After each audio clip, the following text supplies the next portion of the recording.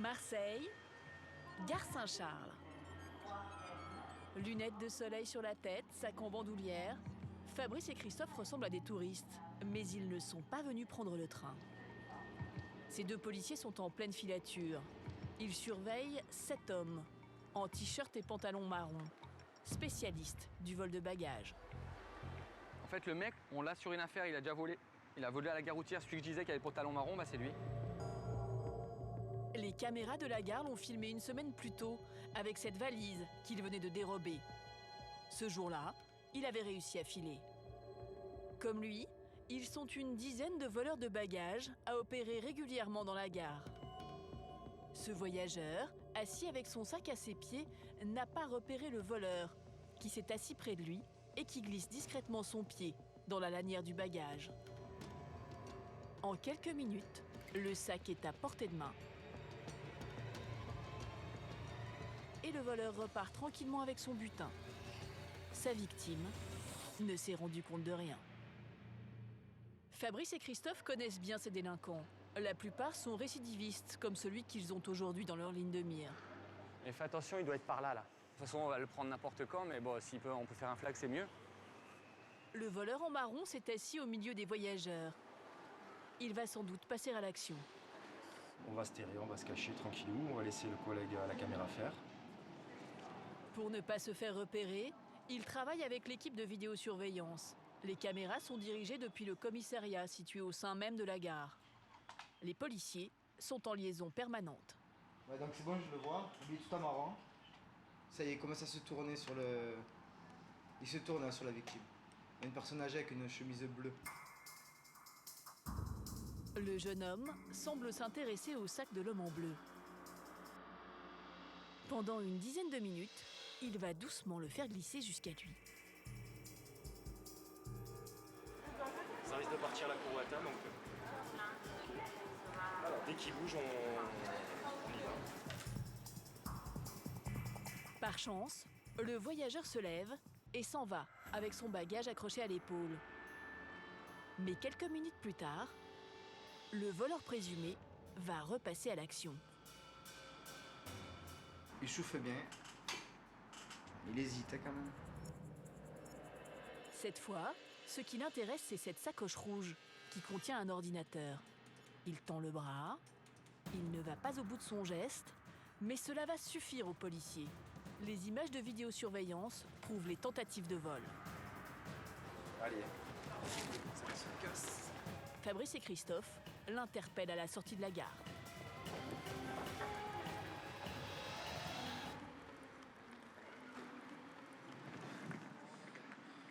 Il va être immédiatement conduit au commissariat pour être auditionné. La tentative de vol est aussi sévèrement punie par la loi que le vol lui-même. Multirécidiviste, le jeune homme risque la prison. Le code pénal il prévoit que même si tu tentes de voler, c'est quand même un délit.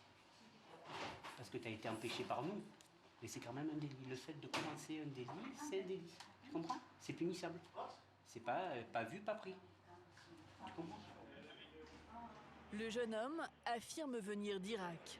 Il serait sans papier et sans domicile fixe. Mettez-vous en place. Je peux pas travailler, je demande un travail, il me dit il faut que tu aies les papiers pour travailler. Donc des fois, c'est serré. Vous voyez, monsieur, j'ai pas d'aide, rien du tout, moi. C'est vrai que j'ai touché sa sacoche. Dans la gare, Christophe est allé chercher la victime à la sacoche rouge. Un touriste roumain qui attendait un train pour rentrer chez lui. On m'avait prévenu et on m'avait mis en garde sur cette ville. Qu'est-ce qu'on vous avait dit? Que c'est une ville dangereuse et particulièrement la gare. Les policiers montrent les images de vidéosurveillance à la victime. Ils ont besoin de sa plainte pour ouvrir une procédure pour tentative de vol. Je n'ai rien vu. Si vous voulez, vous pouvez porter plainte, mais si vous ne voulez pas... Vous voulez? Je vais porter plainte. Le délinquant sera présenté en comparution immédiate dès le lendemain. Il écopera de 6 mois de prison ferme. La gare Saint-Charles doit redevenir la vitrine de la ville. Avec son nouveau musée, Son vieux port rénové et son stade vélodrome flambant neuf, Marseille multiplie les atouts pour attirer touristes et nouveaux habitants. Mais entre les règlements de compte des cités et la petite délinquance qui mine le centre-ville, la sécurité reste son point faible. T'es connu pour quoi, jeune homme, toi? Pour vol. Eh ouais. Marseille s'est doté d'une unité particulière, entièrement dédiée au transport en commun. Emprunté par 24 millions de personnes chaque année, c'est un secteur particulièrement sensible. Non, il faut les enlever, hein. Ils vont vous attraper à coups de pied dans la tête. Hein. Vous vous rendez compte si vous cassez le col du fémur ou n'importe quoi? Métro, bus et tramway attirent les délinquants. Entré en prison, j'avais 13 ans, le pire. Vol à l'arraché, agression à l'arme blanche, recel d'objets volés. Si vous voulez venir au vendre, venez rentrer là. Voilà. Quoi que ce soit, j'arrive du temps. Et même proxénétisme. Les missions des forces de l'ordre sont complexes et parfois dangereuses. C'est très urgent, un individu qui fait la cavale.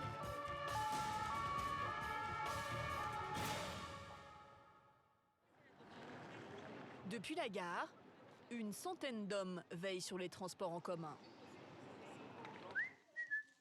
Pascal, 25 ans de carrière, est le pilier de cette unité spéciale.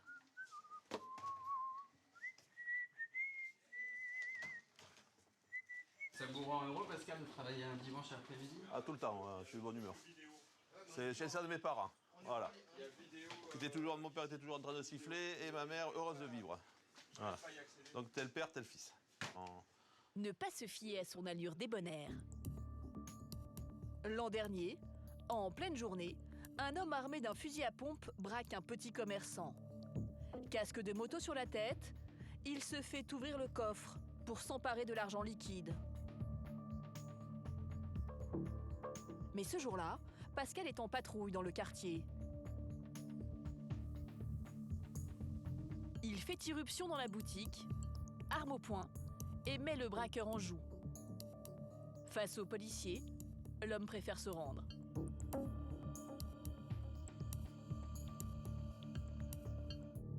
C'est de nana, ça? Ouais, c'est de nana. Alors, là, tu les vois bien. Là, tu vois, Ouais. Avant de partir patrouiller dans le métro, Pascal et ses collègues ont un petit rituel bien utile. Ouais, il fait un peu clando. Oh, Il photographie les personnes recherchées par la police, au cas où il les croiserait. Là, ça va être compliqué. Des individus qui ont commis des vols, des menaces ou des agressions. Des délinquants qui prennent eux aussi les transports en commun. Prends la photo.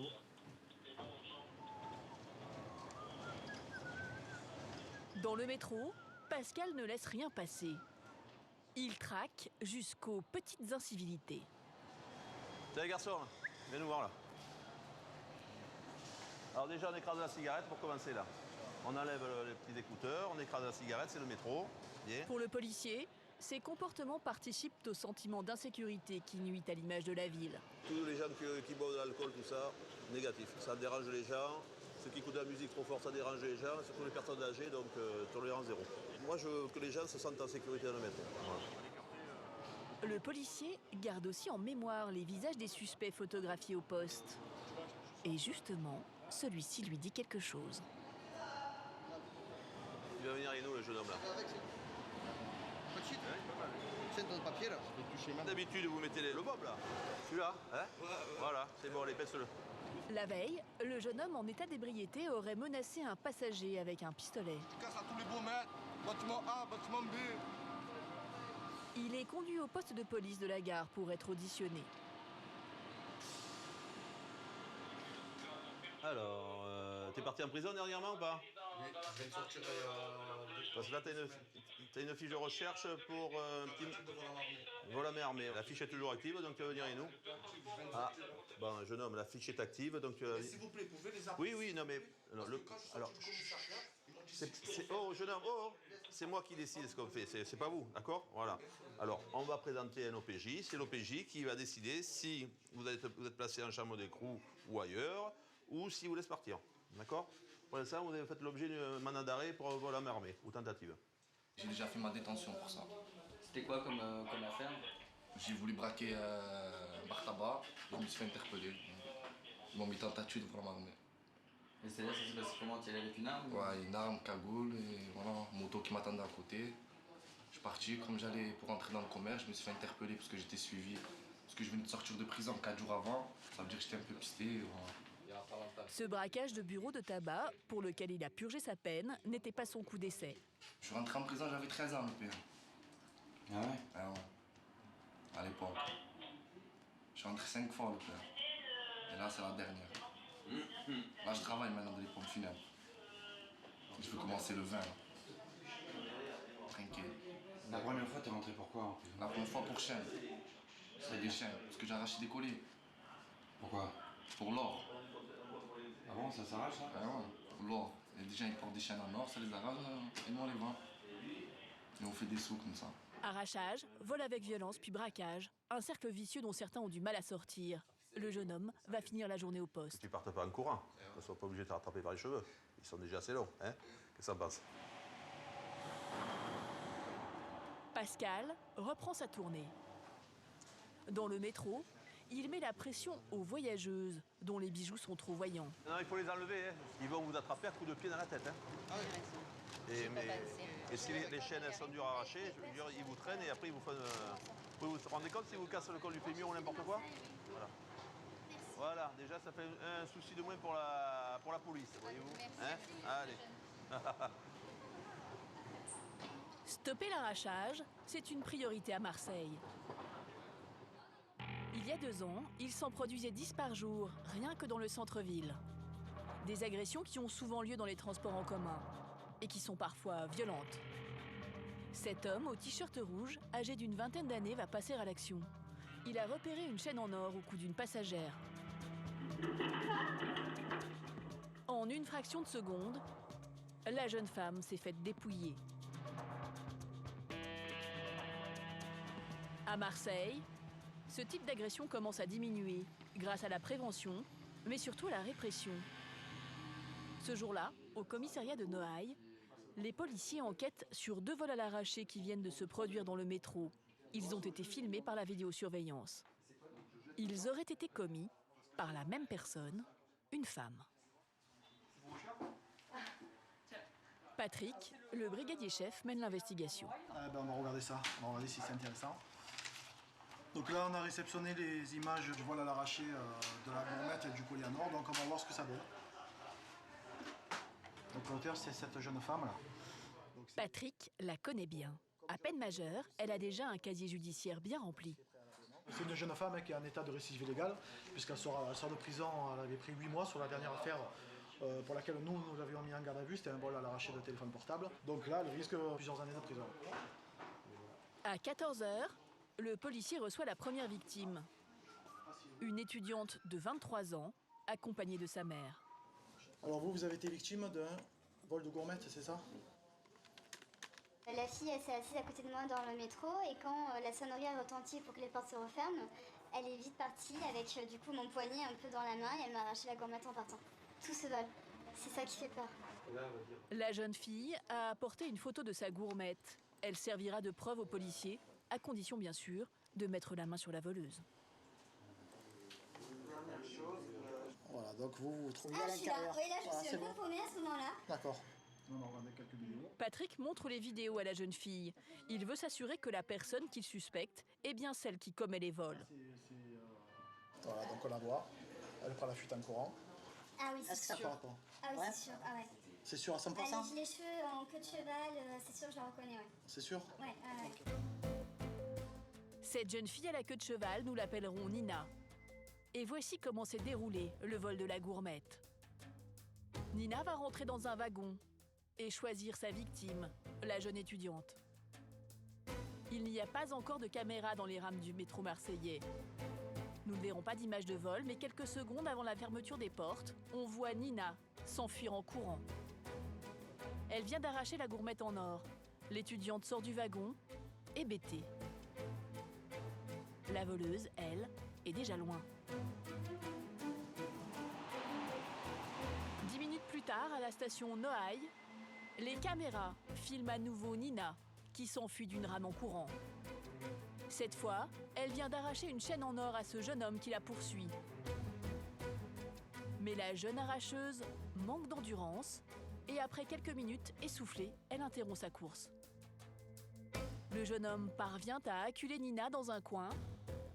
Il l'oblige à lui restituer sa chaîne en or. Et il est lui aussi venu porter plainte au commissariat.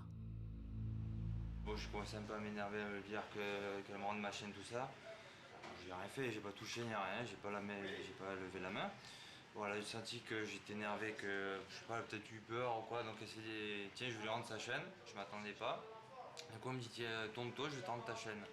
Donc quand elle m'a dit ça, j'ai compris qu'elle avait planqué dans son soutif. Du coup, elle me sort la chaîne. Quand elle a sorti ta chaîne, il n'y avait pas que ta chaîne. Ah, il y avait une gourmette aussi, j'ai vu, qui n'était pas la mienne évidemment, donc je me suis dit, vas-y, le voler déjà à quelqu'un. À peine les victimes entendues, Patrick reçoit l'appel d'une de ses équipes sur le terrain. J'ai des membres de mon groupe là, qui étaient en patrouille.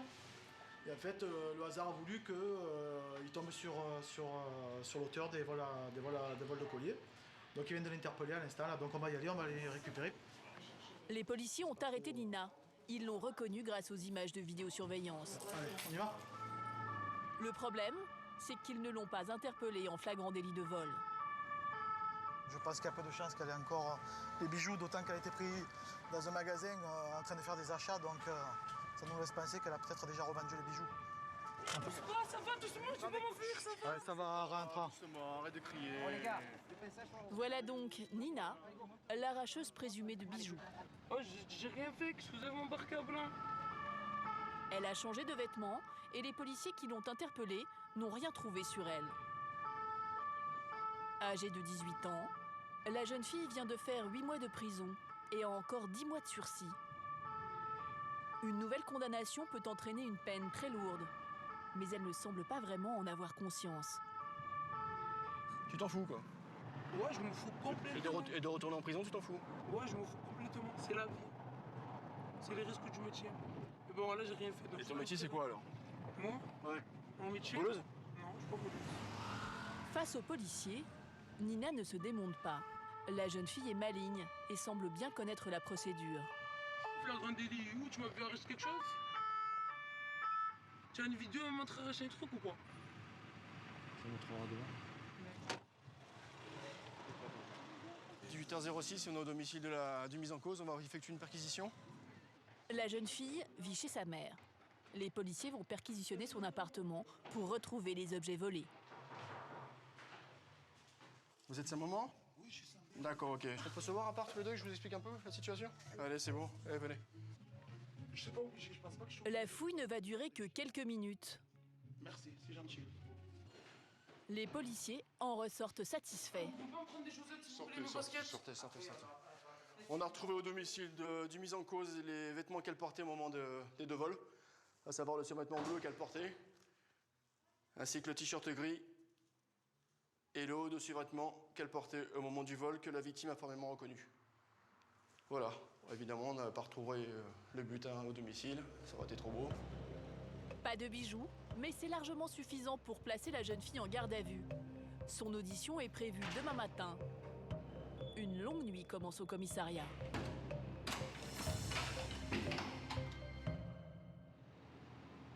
Il est 23h30. Nous retrouvons Pascal, l'agent de la police des transports. Il est en train de dîner avec son coéquipier quand il reçoit un appel radio. Ouais, je vous écoute, transmettez. Une bande de voleurs a été signalée à l'intérieur de la gare Saint-Charles. Les deux policiers se rendent immédiatement sur place. On a une info comme quoi il y a les petites bandes locales que l'on connaît qui traînent un petit peu dans le coin à la recherche éventuellement d'un petit bagage à dérober comme ça à la volée. Donc on va faire un petit passage et on va voir ce qu'il en est exactement.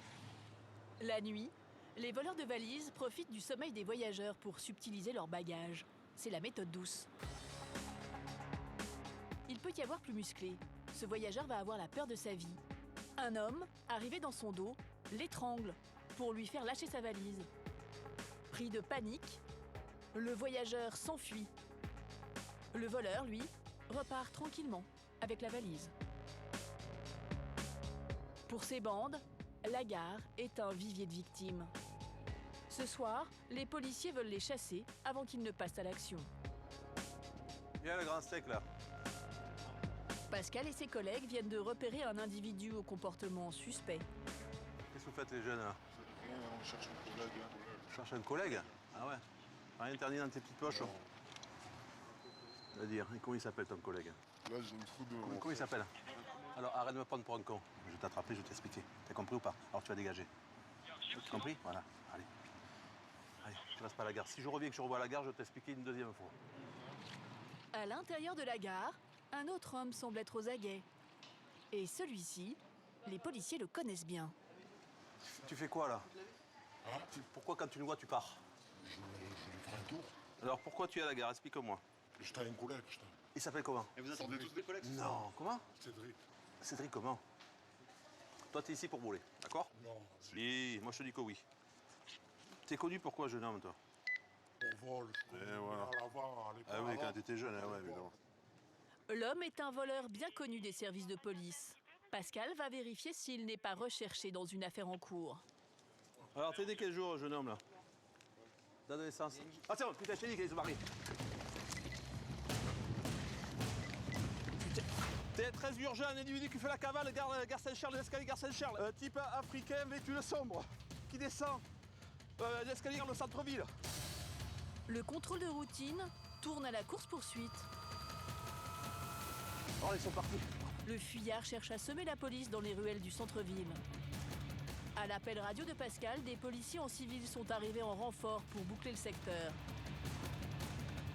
Pascal continue la poursuite à son rythme. Il faut être jeune pour faire ce métier. Mais là, je pense qu'on va le rattraper. Là. Il y a pas mal de collègues derrière. Avec un peu de chance. Au bout de la rue, son collègue vient effectivement d'arrêter le fuyard. Ferme ta gueule! Il y a des câbles. Tu fermes ta gueule, t'as compris? Alors pourquoi t'as couru? Pourquoi t'as couru? T'avais peur de quoi? De quoi t'avais peur? Le suspect n'a pas d'objet volé sur lui, mais il aurait pu profiter de sa fuite pour s'en débarrasser. C'est quoi, il est connu? C'est un voleur, voilà, tiens. C'est un voleur? Ouais. Qu'est-ce que ça fait? Qu'est-ce que ça fait? Dis-le. J'ai rien fait. Rien, t'as pas le temps. T'as pas eu le temps de faire. T'es sûr que t'as rien fait? Il allait faire, il traînait. Merci les gars. Merci les gars. Encore vous. Hein.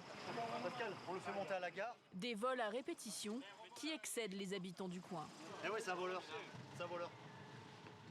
Moi, pour lui, il va me donner une perpète parce qu'il vole les gens, c'est pas bien. Vous coupez les mains. Et voilà, c'est pas voilà. Vous lui coupez les mains. Eh oui, c'est pas bon. Ça arrive souvent à Marseille, ça? Hein? Tous les jours. Tous les jours. Ça arrive souvent, là. Moi, j'ai été volée. Et voilà. On était tous volés, hein. On en a marre. C'est la jungle à Marseille. La police n'a aucun élément à charge contre le jeune homme. Mais la cavale l'a rendu très suspect. Pascal décide donc de le conduire au commissariat pour vérifier s'il n'est pas recherché dans une affaire en cours. Assieds-toi. Je prends son blaze. Tu l'as noté son blaze? Ouais, je sais plus quoi là. Tu l'as déjà? Ouais. En passant le nom du suspect au fichier, le policier découvre son casier judiciaire. Ce jeune homme, il est connu pour... Long comme le bras. Vol simple, vol à la tire, menace de délit contre les personnes, destruction, menace de mort, destruction, vol simple, violence volontaire sur fonctionnaire de police, vol par rue. À 27 ans, il a déjà commis plus de 30 délits et passé 4 années en prison. Violence volontaire encore sur un policier, outrage... Un triste palmarès qui n'étonne pas Pascal. Notre record, il est à secteur police, 127 interpellations. Donc 127 délits, dont on l'avait arrêté, je m'en souviens, 3 fois pour vol et violence, dans la même journée. Et comment ça se fait que les personnes peuvent être interpellées autant de fois pour les mêmes faits sans être en prison? Ça, je sais que si c'était aux États-Unis ou dans d'autres pays, je pense qu'il sera en prison jusqu'à la fin de ses jours. Vérification faite, le jeune fuyard de la gare n'est pas recherché en ce moment. Tu ne retournes pas à la gare. Donc si tu vas à la gare, pour moi, si tu veux faire des conneries. Ça va, je rentre à la maison. Tu rentres à la maison? Je rentre à la maison. Ça va. Il n'a pas été pris en flagrant délit de vol. Pascal doit donc le libérer. La petite satisfaction qu'on peut avoir, c'est qu'en gros, certainement son projet de vouloir voler ce soir, il a été avorté quoi. Il nous a vus, il s'est barré, on l'a contrôlé, c'est reparti en cavale, on l'a topé plus loin à mon avis. Ça l'aura peut-être calmé pour ce soir et puis il n'aura pas détroussé un innocent, quoi. Le suspect rentre chez lui. Ce soir, aucun vol ne sera constaté à la gare Saint-Charles. Si cette gare est aussi prisée des voleurs, c'est qu'aux alentours, toute une filière s'est mise en place pour écouler le contenu des sacs dérobés aux voyageurs. Avec cette valise, remplie de vêtements de marque, d'une tablette numérique et d'un caméscope, nous allons tenter une expérience. Nous nous rendons à 2 stations de métro de la gare Saint-Charles, dans le quartier Noailles, réputé pour être un repère de receleurs. Nous sommes en caméra cachée. Dès notre arrivée, nous entrons en contact avec 2 jeunes. Nous prétendons avoir trouvé cette valise sur le quai de la gare.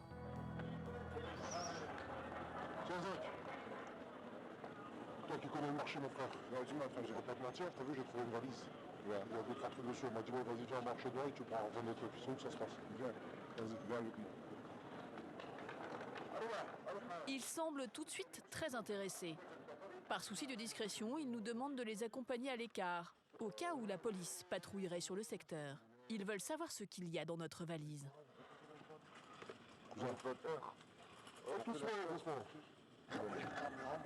Deux objets attirent immédiatement leur attention, notre tablette et notre caméscope. Je peux avoir un peu d'oseille, c'est toi qui... Oui, c'est moi. Ce qui fait, c'est moi. Après, fais-moi confiance. Je suis ici, tout le monde me connaît ici. Les 2 jeunes sont des intermédiaires. Ils repèrent les marchandises. Ils opèrent pour le compte d'un receleur. Ils nous demandent maintenant de les suivre à quelques rues de là. Particulièrement prudents, ils savent que les caméras de la ville pourraient observer nos déplacements. Ils nous conduisent alors dans un hall d'immeubles, à l'abri des regards. Ils sont aussi très intéressés par les vêtements que nous transportons. Ils peuvent en tirer un bon prix au marché noir. Au bout de quelques minutes, le receleur arrive. Surprise, c'est une femme. Âgée d'une 40aine d'années, elle tient un commerce qui a pignon sur rue. Mais elle fait aussi dans la revente d'objets volés. Moi, le tout, la valise, moi, je voulais entre 400 et 500 euros. À Marseille, c'est moins cher. La femme semble bien connaître les prix du marché local. Elle tente de négocier avec nous. 200 euros? Ça, 200 euros? Ouais. Tu me laisses 100 euros, je te le donne tout de suite. Combien? 100 euros. 100 euros de maintenant. Tu gagnes sur le bon Dieu. Je peux faire voir à côté. Ça va repasser après. Je peux faire voir à côté, voilà. Oui, je vais regarder. Nous prétextons avoir d'autres acheteurs. La commerçante receleuse ne se démonte pas. Elle cherche aussi des produits plus féminins. Il n'y a pas d'autre chose pour femmes que pas faire. Vous savez, de pas faire. Et si vous voulez venir pour vendre, venez pour rentrer le... Ouais, ça m'a quoi que ce soit, j'arrive, tu toques juste, tu as vu où je t'ai fait montrer? Je préfère que je vienne voir toi. Au pire, tu viens voir. D'accord? Bon, ça se trouve, je reviens, d'accord? Merci. Si à Marseille, le recel se porte bien, c'est que les produits volés sont faciles à écouler sur les nombreux marchés aux puces de la ville. Comme celui de la Porte d'Aix. Les habitués le surnomment le marché aux voleurs. Il serait en partie alimenté par les valises dérobées à la gare Saint-Charles.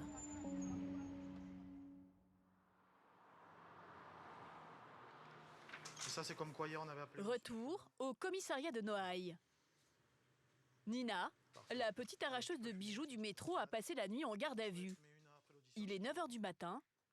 Patrick va commencer son audition. Tu la fumes tranquille, ensuite on débute l'audition.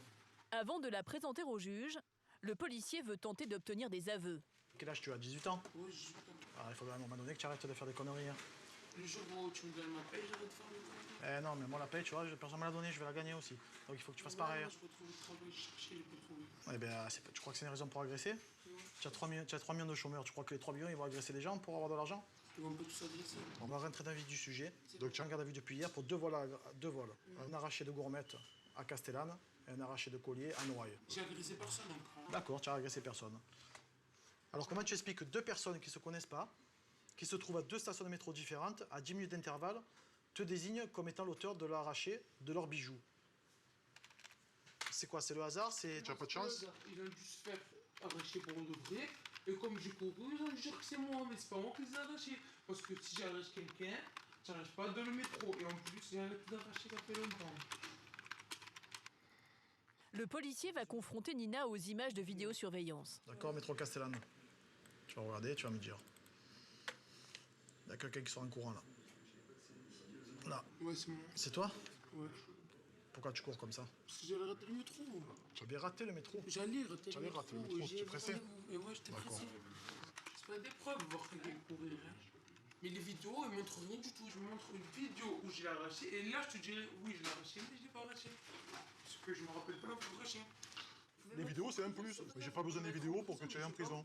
D'accord? J'ai pas fait pour vous faire plaisir. C'est pas parce que... Nina connaît bien la procédure. Il n'y a aucune image d'elle en train de voler. Patrick n'a pas encore de preuves suffisantes.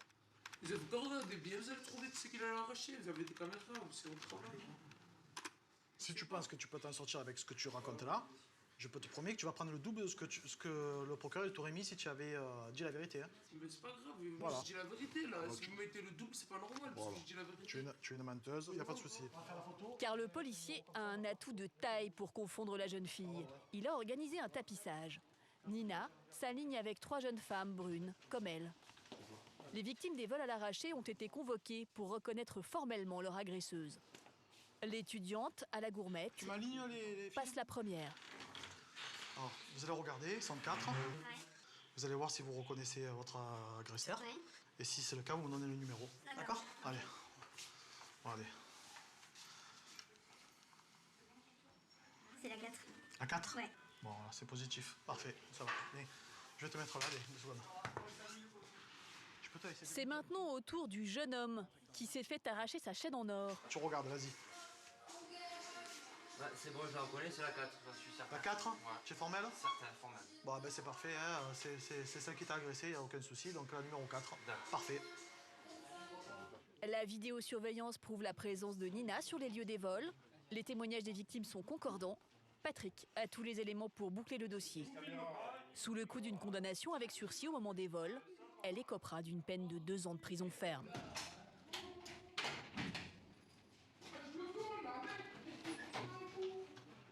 Deux étages plus bas, un pickpocket agressif donne du fil à retordre aux policiers. Arrête-toi! Qu'est-ce qu'il y a? Tu te restes là! Allez, démonte-moi! Il fait partie d'une bande qui sévit aux abords de la gare. On les surnomme les karatés. Ces bandes volent leurs victimes en simulant une prise de karaté. 2 complices, t-shirt bleu et bermuda noir, aborde de façon sympathique un passant qui sort de boîte de nuit un peu éméché. Le voleur, en bermuda, repère le smartphone dans la poche arrière de sa victime, l'homme à la chemise blanche. Sur le ton de la plaisanterie, il prétend qu'il va lui montrer une prise de karaté.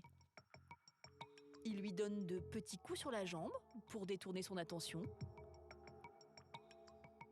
Et en quelques secondes, il subtilise le téléphone portable qu'il a repéré. Le voleur prend le temps de s'assurer que c'est un modèle de valeur. Puis il prend la fuite sur le scooter d'un complice. Direction la prochaine victime. C'est des bandes qui sont organisées, hein, puisqu'on voit qu'il y en a un qui détourne l'attention, un second qui vole le portable, et un troisième qui vient le récupérer avec le scooter. Dans le couloir, l'homme s'est calmé. Il fait partie de la bande. Patrick l'a déjà arrêté plusieurs fois et il l'a reconnu sur cette vidéo. On va faire un petit zoom. Ce soir-là, l'homme était tout de noir vêtu. Donc on voit déjà l'auteur qui est là, qui est déjà sur la victime. Prise karaté, on passe la jambe entre les jambes de la victime et pendant ce temps, on fouille les poches. Allez go, c'est parti. Après une nuit en cellule de dégrisement, c'est l'heure de l'interrogatoire. Bonjour, maître. Lors de ses prises de karaté, le jeune homme subtilisait les cartes bleues de ses victimes. Il a été reconnu sur plusieurs vidéos. Là, il est filmé, on le voit derrière la victime. Après karaté avec la victime, il lui prend la carte bleue, reconnue formellement par la victime. Ensuite, il descend à la banque rue d'Afso. Ça te remémore des choses. Tu descends à la banque rue d'Afso et ensuite à l'épicerie, il essaie de faire 325 € d'achat d'alcool. Durant son interrogatoire, le jeune homme ne dira pas un mot. De carte bancaire avec usage frauduleux à l'issue. Tu veux demander conseil à ton avocat ou tu veux prendre la décision tout seul? Tu veux garder le silence? Tu vois. Donc en gros, ce soir, tu vas dormir ici. Demain matin, tu vas aller au palais de justice. Allez, je vais vous raccompagner. Le lendemain, devant le juge, arguant d'une instabilité mentale, son avocate obtiendra le transfert du jeune homme en hôpital psychiatrique. En 2 ans, les vols avec violence ont diminué d'1 tiers à Marseille. Le gouvernement a mis en place un vaste plan anticriminalité et quadrillé la ville à l'aide de vidéosurveillance. Aujourd'hui, plus de 1000 caméras sont braquées un peu partout à travers la ville. Elles ont un impact sur la sécurité marseillaise. 70% des affaires où il existe des images de vidéosurveillance aboutissent à une condamnation.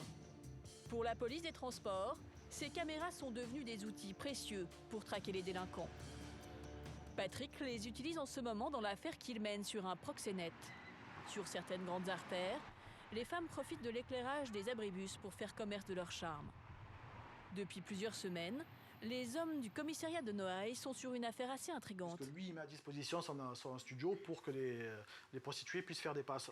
C'est cette lettre de dénonciation, écrite par une prostituée, qui a déclenché l'enquête. Nous sommes quatre femmes chez lui. Il abuse de nous et il nous fait sortir le soir à partir de 20h pour travailler et nous amener des hommes chez lui pour qu'on fasse des passes. Venez voir le soir. Un jour, j'étais malade, j'ai pas pu tapiner. Il m'a tapé avec le bâton. Et il nous frappe quasiment tous les jours. Alors là, une lettre comme ça, c'est assez rare qu'une prostituée appelle à l'aide, appelle au secours. Donc c'est qu'elle doit être vraiment en détresse. La femme serait forcée à se prostituer sur la fameuse Canebière. Sur les vidéos, voici le proxénète présumé.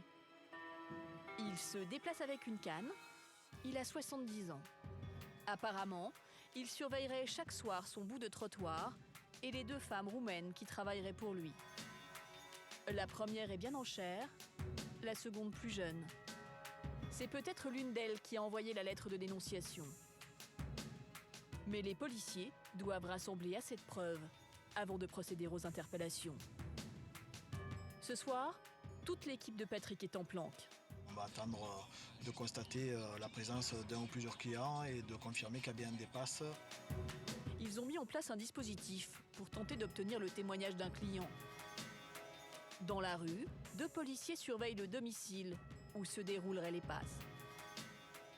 Dans le PC de surveillance, les caméras sont braquées sur les prostituées. La petite, la grosse et le proxo, tout le monde est devant la fac, la côté Canebière. Les policiers sont prêts à interpeller le prochain client qui se présentera. Pendant la soirée, les 2 femmes abordent plusieurs hommes. Noir, t-shirt plutôt gris en dessous. Il est 22h lorsque l'une d'entre elles fait des signes en direction d'un individu. Elle l'invite à le suivre dans la ruelle. L'homme fait mine de ne pas la connaître et garde ses distances. La prostituée s'engouffre dans l'immeuble. L'homme fait alors demi-tour pour la suivre. C'est bel et bien un client. Elle est rentrée là, elle vient de rentrer avec un black. On aura le top dès qu'il ressort. Théoriquement, il ne devrait pas rester très longtemps. À peine 10 minutes plus tard, l'individu ressort. Il est interpellé et emmené au commissariat. Il ne sera pas poursuivi, la police veut juste l'entendre comme témoin pour étayer le dossier. Elle vous a demandé 20 €, c'est ça? Non, il m'a dit 30. Moi, je dis j'en ai 20 € net. 20 €, c'est pas cher, 20 €. Ah, mais c'est ça que je te dis, même pas ça. Patrick veut savoir si le vieil homme à la canne était dans l'appartement. Les policiers l'ont surnommé le Papy Proxo. Il y avait un monsieur aussi? Dans l'appartement? Oui. Est-ce que c'est lui? C'est lui, là. C'est sûr. Lui. C'est sûr, ça va. C'est parfait. Faut pas y retourner, monsieur. D'accord? Non, c'est fait. Le client repart. Patrick, lui, a accumulé des preuves contre celui qu'il soupçonne d'être un proxénète. Il va être difficile pour lui de dire que ça ne se passe pas dans son appartement et qu'il n'était pas au courant qu'il y a des passes qui s'effectuent chez lui. Après 5 semaines de surveillance, le policier a rassemblé suffisamment d'éléments. Dès qu'il aura l'accord du procureur, il pourra procéder à l'interpellation du proxénète présumé. Quelques jours plus tard, au petit matin, pas besoin de prendre de voiture. Les hommes de Patrick se rendent au domicile du vieil homme à pied. Il n'habite qu'à quelques centaines de mètres du commissariat. La police, ouvre!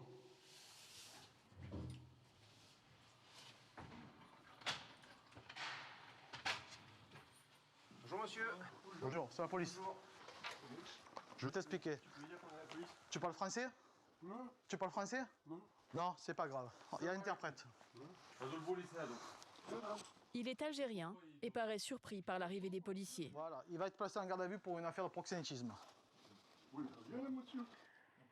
Les deux prostituées roumaines ne sont pas dans le studio, mais rapidement, Patrick et ses collègues trouvent des indices de leur passage. Là-bas, l'Algérie. Ils mettent la main sur des vêtements de femmes Oui. et des boîtes de préservatifs dans un sac à main. Il est connu pour être un proxénétisme, pour être un proxénète. Le vieil homme est emmené au commissariat. Je vais t'attendre. Et c'est dans un hôtel tout proche que les policiers vont interpeller les prostituées. C'est quelle chambre? 11 et 12. 11 et 12 et 12. Bonjour. Bonjour. Bonjour, c'est la police. L'homme qui ouvre la porte est aussi roumain. L'une des prostituées s'accompagne. Nous l'appellerons Christina. Elle a 45 ans. Dans la chambre voisine, sa collègue est elle aussi en couple. Elle a 33 ans. Elles vont être entendues par les enquêteurs. Oui, Au commissariat, elles affirment qu'une cinquantaine de femmes utilisaient l'appartement du septuagénaire qui prenait la moitié de leurs gains. Moi, je fais 2 ou 3 clients par jour. Quand tu as fait une passe de 20 euros, d'accord? Combien tu donnes? Tu donnes 10 euros et tu gardes 10 euros pour toi? Oui. 10 euros pour toi, 10 euros pour lui. D'accord. Tu multiplies par 30 jours, ça fait 1500 euros par mois. Tirer profit de la prostitution, c'est la définition même du proxénétisme. Et malgré son grand âge, l'homme à la canne pouvait se montrer violent, comme le raconte l'autre femme dans la pièce voisine. Il avait bu aussi et s'en est pris à une fille. Il l'a frappé avec sa canne au niveau des jambes jusqu'à ce qu'elle devienne violette. Un septuagénaire ayant des difficultés à se déplacer, pas vraiment l'image que l'on se fait du souteneur marseillais. C'est à son tour d'être entendu. Ah ouais, bien sûr. Oui, tu n'es pas tout jeune, c'est sûr. Depuis 6 mois, je te vois courir à surveiller les prostituées. Là, tu es pas malade, là. Mais quand Patrick lit les déclarations des deux femmes, le vieil homme retrouve de la vigueur. Il est venu me voir pour me demander si je voulais me prostituer pour lui. En échange de 10 euros par passe. 10 euros par passe. Non, jamais, ma parole. Non, d'accord. Jamais. Sans se démonter, il affirme aux policiers que si des femmes sont entrées dans son studio, c'était juste pour utiliser sa salle de bain. Il ne les aurait pas forcées à se prostituer. Nous, moi et ma collègue, on l'a suivi, on est monté, elle est rentrée dans ton appartement avec les clés, elle est ressortie, tu me laisses parler, elle est ressortie avec le client 10 minutes après. Quand elle a besoin d'aller aux toilettes, elle vient chez moi, et puis c'est tout. Je lui donne la clé, elle y va, et puis elle revient, et puis voilà. Elle rentre avec un homme dans les toilettes. Non, avec un homme. Avec un homme. Elle est montée avec un client, nous on était juste derrière. Moi je suis traité. Je reçois grâce à Dieu, pourquoi je vais faire tout ça? Ah oui. Le procureur il va rigoler, il va t'envoyer en prison direct. Le septuagénaire sera placé en détention provisoire dans l'attente de son procès. Quel rôle jouait-il vraiment dans le réseau? Pourquoi les prostituées l'ont-elles dénoncé? L'homme risque gros. Le proxénétisme, en France, est passible de 20 ans de prison. Retour à la gare Saint-Charles. L'été dernier, un étonnant règlement de compte s'est déroulé sur ces escaliers. Une histoire rocambolesque qui a failli mal se terminer. Un homme, armé d'un pistolet, tire sur une bande de jeunes dealers qui l'auraient arnaqué. Personne n'est blessé et les petits escrocs prennent la fuite. À Marseille, on les appelle les carotteurs de la gare. Tous les jours, ils sont une cinquantaine sur le parvis à vendre de fausses barrettes de hashish. Fred, un officier de la police des transports, connaît bien leur petite combine. Ça ressemble vraiment à du shit, comme les dealers le vendent. C'est à s'y méprendre au niveau de la couleur, au niveau du toucher, de la forme. Ce qu'on appelle dans notre jargon de nous, une olive.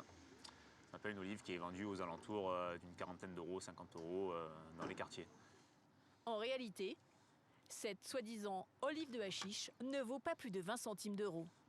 C'est du caramel mou, voilà, du carambar mou. À Marseille, les dealers carburent au caramel. En caméra cachée, nous sommes allés observer les carotteurs rouler tranquillement leur fausse dose de hashish sur l'escalier. Ils vont écouler leur stock de caramel tout au long de la journée. Ils sont très forts pour pigeonner leurs clients. Très vite, l'un d'entre eux nous aborde.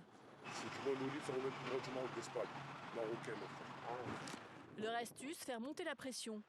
Le rabatteur nous conduit à son complice. Je parle avec lui, on va t'expliquer les travaux, etc. Tu vois, patate, non, c'est pas l'olive. L'olive, je te la fais à 50 €. C'est une olive végétale. La patate, on fait ça. Et pour être sûr que nous ne regardions pas son olive de trop près, il nous passe la marchandise en nous conseillant de bien la cacher. Mets-la directement dans les couilles, mon frère. Mets-la dans les couilles, mon frère. Oh, putain, à la prochaine, hein. Alors, que venons-nous d'acheter? Cette fois, ce n'est pas du caramel. Alors regardez, on va l'ouvrir. Ça c'est frites, c'est de la terre, c'est du terreau. Apparemment, rien d'illégal ou de dangereux. Pourtant, le trafic des carotteurs est passible de 5 ans de prison. Chef d'inculpation, provocation à l'usage de stupéfiants. Sur les escaliers de la gare, nous sommes allés à la rencontre des carotteurs. Certains sont très jeunes. Ça, c'est comme si c'était du shit, mais c'est du carambar. C'est sans le caramel. Et toi, t'as quel âge? Moi, j'ai pas l'âge. Moi, j'ai pas d'âge. En fait, c'est pas de l'arnaque, en vrai. On sympathise avec les gens, on n'est pas violent et tout, on parle avec eux, on rigole avec eux et tout. C'est me sac d'arracher des mamies, hein, monsieur. Bon, je travaille dans la vie, dans une société de ménage. Il n'est pas rentable le travail. La plus belle journée qu'ici à la gare, je suis reparti avec combien? 460. Et t'avais vendu quoi pour 460 €? Kit Kat. Quoi, je vous parle sincère, monsieur. Kit Kat, une plaquette, 100 grammes. Dis ce qu'il est. Le moteur de cette petite délinquance, c'est toujours l'argent facile. Encore plus quand les victimes sont vulnérables. Ce matin, au commissariat de Noailles, Patrick et ses collègues traquent un individu qui vole des cartes de crédit aux personnes âgées. En intermission, on va essayer de retrouver tous les objets qu'il a achetés avec les cartes bleues volées. En l'occurrence, c'est souvent des habits de sport, puisqu'il a écumé tout le quartier en achat. C'est cet homme, au distributeur en polo rayé. Il fait semblant de retirer de l'argent. On ne la voit pas sur l'image, mais au distributeur d'à côté, une femme de 81 ans tape son code secret. Le voleur présumé jette un coup d'œil rapide. Il mémorise les 4 chiffres et suit sa victime à distance dans les transports en commun. Dans le tramway, il passe à l'action et lui subtilise son portefeuille. Quelques instants plus tard, il retire 500 € avec la carte de la vieille dame. Grâce à ces vidéos, la police a assez d'éléments pour aller l'interpeller au petit matin à son domicile. Où c'est la police? Police. Bonjour. C'est le service de police. Oui, après on va s'habiller pour l'instant. Attends, j'ai ma bridumée. Ici, regarde-moi. Ici, c'est pas toi qui décide. Donc pour nous, tu es un voleur. Tu voles les mamies dans le métro. Donc tu es passé en garde à vue. Ça peut durer 24 heures, voire 48 heures. Voilà, donc t'arrives 2 jours, ça va pas être un moment de plaisir pour toi. Est-ce que tu comprends? Les faits que je te reproche, c'est entre le 23 et le 25 août. D'accord? Ce n'est pas ce que dit son passeport. Non. Il n'y a absolument rien sur ton passeport qui montre que tu n'étais pas en France. Donc il va falloir que tu changes de discours déjà. Hein? Et tu verras que tu vas changer de discours. Lors de la perquisition, les policiers découvrent les vêtements que portait le pickpocket présumé sur les vidéos. La casquette blanche et le polo à rayures. C'est toi ou c'est pas toi? Ah, bah alors tu t'es pas en Algérie. Alors que l'homme vit officiellement du RSA, ils trouvent également de nombreux habits de marque et saisissent un téléviseur haut de gamme acheté récemment. Le RSA, c'est quoi? 450 € par mois? Tu vois que tu as une garde-robe qui est bien fournie pour 450 € par mois. D'accord? Tu as des chaussures déjà à plus de 200 €. Tu as plusieurs paires. Tu as des marques. Tu as un train de vie vraiment très élevé par rapport au fait que tu gagnes 450 € par mois. C'est bizarre, non? L'homme d'une soixantaine d'années a bien du mal à se justifier. Mais il ne veut pas avouer les vols. Au commissariat, il affirme même que ce n'est pas lui que l'on voit sur les vidéos. Alors, est-ce que tu te reconnais là? Mais comme déjà tu me prends pour un con. Non, c'est que je te prends pour un con. Je suis rentré. Je te dis que j'ai les vidéos, que le 25 et le 23 tu es là, c'est toi, tu voles des vieilles. Non, je vole pas des vieilles. Oui, la preuve, quel âge elle a la mamie? Elle a 81 ans. C'est pas vieux à 81 ans? C'est vieux, ouais. Voilà, mais tu devrais avoir honte. Tu aimerais qu'on vole ta grand-mère? C'est pas moi. Ben, c'est pas toi. Mais tu verras quand tu vas prendre les mois ou les années de prison, tu verras que ça va être toi. Que le procureur va voir que c'est toi, parce qu'on le voit sur la vidéo que c'est toi. Déjà condamné pour des faits similaires il y a 2 ans, cette fois-ci, le voleur de cartes de crédit écopera de 12 mois de prison ferme. Ces 2 dernières années, à Marseille, les délits sur la voie publique ont diminué de 20%, un record pour la cité phocéenne.